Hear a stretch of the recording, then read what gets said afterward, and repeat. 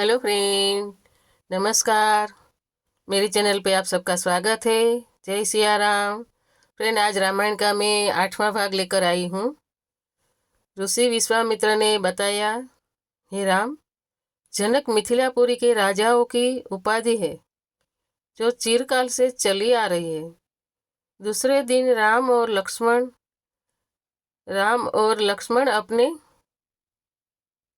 नित्य कर्मों और संध्यो वंदनादि से निवृत्त हुए और प्रणाम करने के उद्देश्य से गुरु विश्वामित्र के पास पहुँचे।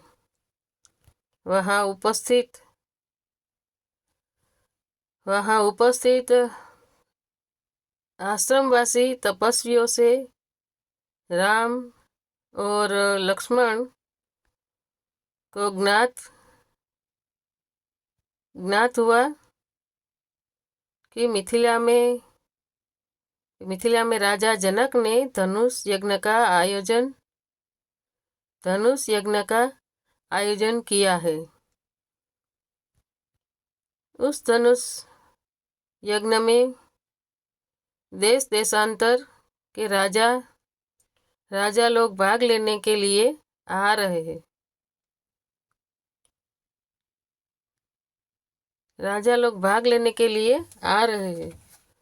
जय सिया राम, जय सिया राम।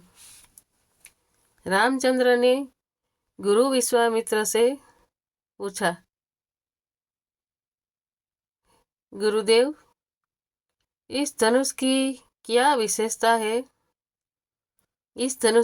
विशेषता है और इस यज्ञ का आयोजन का उद्देश्य क्या है? रामचंद्र जी ने विश्वामित्र गुरुदेव को पूछा। जय सिया राम, जय सिया राम, जय सिया राम, जय सीताराम। ऋषि विश्वामित्र ने बताया, हे राम, जनक मिथिलापुरी के राजाओं की नगरी है, उपाधि है जो चिरकाल से चली आ रही है। प्राचीन काल में किसी समय देवरात नामक पूर्व पुरुष ने बड़ी निष्ठा और श्रद्धा के साथ यज्ञ किया था, जिसमें उसने देवताओं को भी आमंत्रित किया था।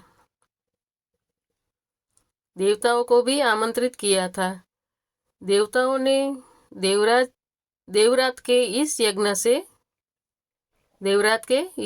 से प्रसन्न होकर उसे पिनाक नाम का धनुष प्रदान किया था। यह धनुष अत्यंत सुंदर, भव्य और गरिमामयी है और साथ ही साथ यह बहुत भारी और शक्तिशाली भी है। बड़े बड़े बलवान, पराक्रमी और रणकुशल योद्धा तथा शूरवीर इस पर प्रत्यंचा चढ़ाना तो दूर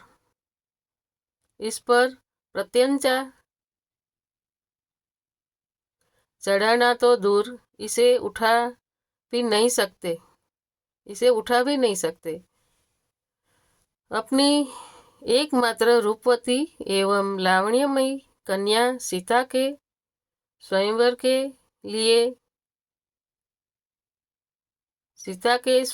के लिए मिथिला नरेश ने प्रतिज्ञा की है कि जो भी पराक्रमी वीर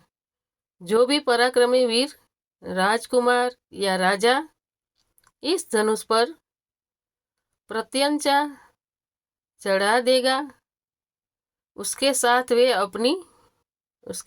वे अपनी कन्या का विवाह कर देंगे। सीता जी का विवाह करने के लिए यज्ञ किया है जनक जी ने।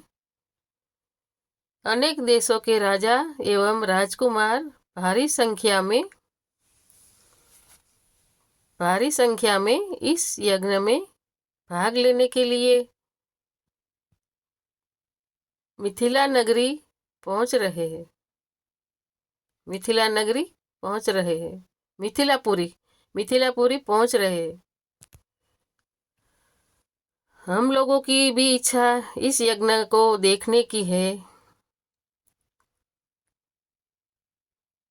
हम लोगों की भी इच्छा इस यज्ञ को देखने की है।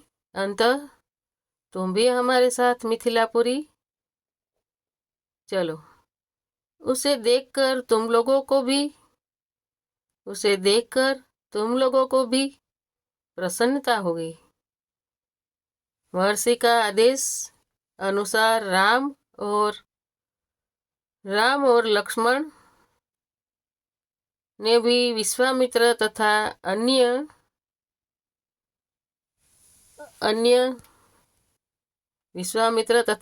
ऋषि मुनियों के साथ मिथिलापुरी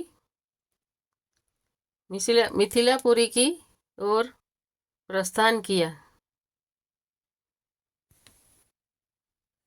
मार्ग में अनेक प्रकार के दृश्यों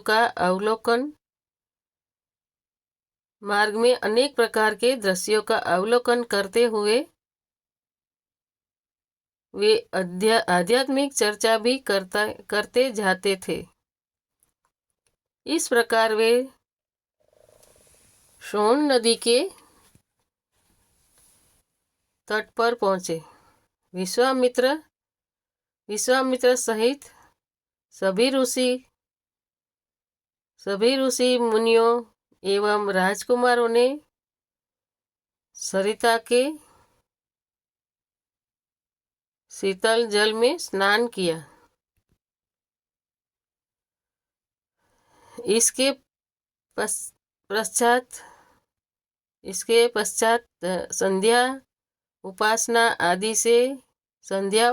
आदि से निवृत्त होकर धार्मिक कथाओं की चर्चा में व्यस्त हो गए। रात्रि अधिक हो जाने पर गुरु की आज्ञा से सभी ने वहीं रात्रि व्यतीत की। जय सिया राम, जय सीताराम, जय सीताराम। प्रातः नित्य कर्मों तथा संध्या वंदनादि से निवृत्त होने के पश्चात यह मंडली आगे की ओर बढ़ी। वे परम पावन गंगा नदी के तट पर पहुंचे। उस समय मध्याह्न होने के कारण भगवान भास्कर आकाश के मध्य में पहुंच चुके थे और गंगा का दृश्य अत्यंत मनोरम दिखाई दे रहा था। अटखेलियां करती हुई लहरों में सूर्य के अनेकों प्रतिबिंब दिखाई दे रहे थे। जल में कौतुकमयी मछलियां क्रीड़ा कर रही थी और नभ में सारस, हंस जैसे पक्षी अपनी मीठी बोली में बोल रहे थे। जय सिया राम, जय सीताराम। दूर तक सुनहरे रेत के कण बिखरे पड़े थे। दूर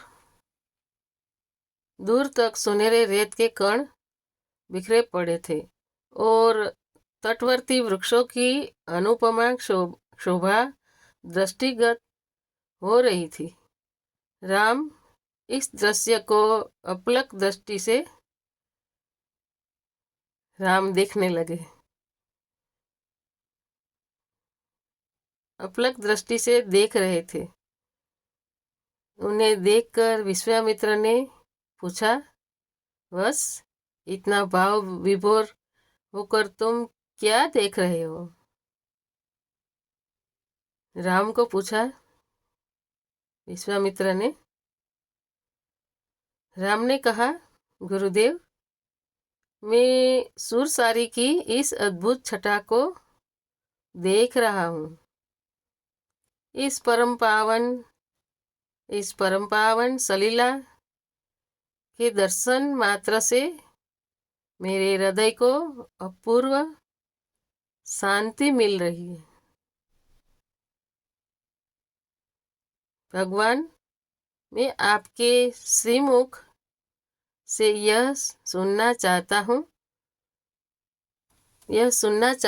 कि इस कलुषहारिणी पवित्र गंगा की उत्पत्ति कैसे हुई? राम का प्रश्न सुनकर ऋषि विश्वामित्र बोले, हे राम, अनेक प्रकार के कष्टों और तापों